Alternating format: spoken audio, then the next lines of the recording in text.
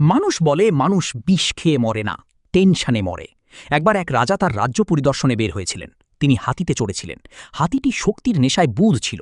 সে খেয়াল করেনি, আর তার সুরের ধাক্কায় এক মস্তমৌলা ফকিরের ভিক্ষার বাটি পড়ে গেল। ফকির খুব রেগে গেল। সে বলল, দাঁড়াও, আমি দেখাচ্ছি, এবং হাতির লেজ ধরে ফেলল। হাতি তার সমস্ত শক্তি প্রয়োগ করল, কিন্তু এক পাও এগোতে পারল না।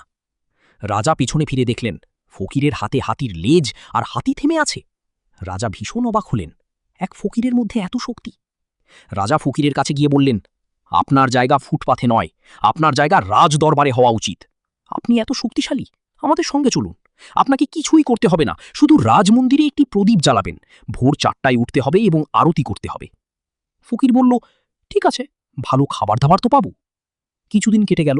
একদিন অন্য এক রাজ্যের রাজা দেখা করতে এলেন।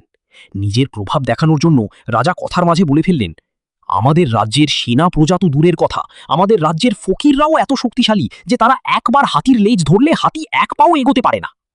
অন্য রাজা বললেন, তাহলে আমাদের দেখান, তবেই বিশ্বাস করব। রাজা ফকিরকে ডেকে বললেন, এটা আমার সম্মানের প্রশ্ন, সাবধানে। ফকির বলল, ঠিক আছে, হাতিটা আনুন।